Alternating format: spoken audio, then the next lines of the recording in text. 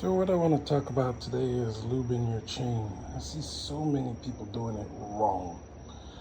First of all, when you lube your chain, where the all the grease end up? Out here, okay, on the wheel. So centrifugal force is gonna push the grease outward, which is on the wheel, up on your bike. So when I see people putting lube on here, you might as well not waste your time.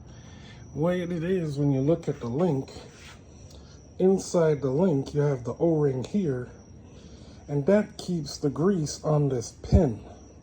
So when it's pushed through, there's grease on here that keeps this pin lubed.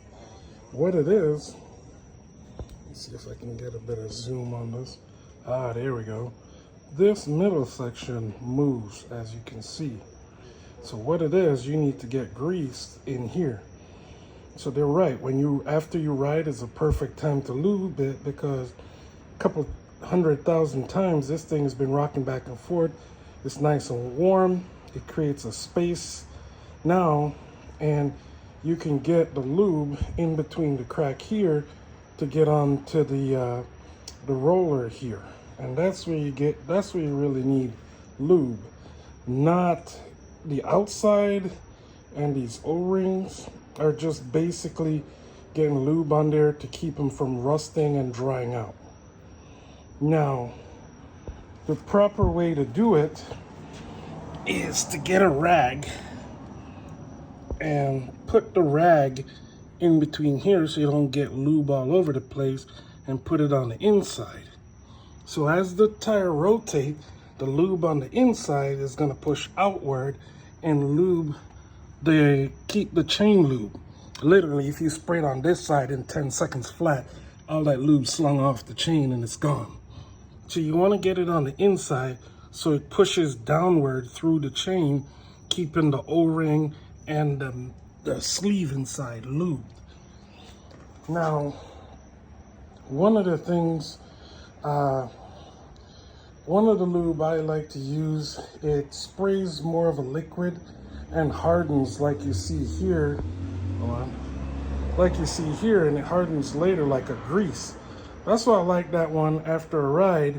That liquid is gonna get in between the sleeve here and get into that roller, I would call it, section beneath here, and it eventually turns to grease like this, providing proper lubricant. Best way to tell if your chain needs lubing: take your helmet off, get on the bike, and roll at about 5-10 miles an hour. If you hear all this metal clanking and squeaking, your chain is dry. So that's when you want to lube it. See, the O-ring, when this pin is pushed in like this one, it's in this hole, and then the O-ring sits around here so the lube doesn't come out. So really, this is why O-ring chains are so durable, because this part sees the most movement, because as it goes around the sprocket, this is flexing back and forth, like I said, a couple hundred thousand times, depending on how long you ride. If you ride all day, probably a couple million times, because that's why you want the O-rings, to keep that lube in there so this pin don't wear out. So use the right lube. Chain wax, I personally don't care for it. I like a lubricant that's gonna spray liquid and get into this link, because this, as you can see, can't really see it on the camera, but it rotates, and that's where you want the lube. That's where the lube is, other than to protect the stuff from rusting. I like the gold chain because, as you can see right now, it's nice and clean. When the lube pushes through to this side, I just use a rag, spray some WD-40, wipe it off so it doesn't go slinging all over the place, especially here on the plastic. It likes to get nice and cruddy with chain lube. But if you have a gold chain or even the silver one, you'll see when the lube start pushing through. That's what you need to clean off. Wipe it off with some D40. D40 is not gonna strip it of any coating where it rusts, and you'll be fine.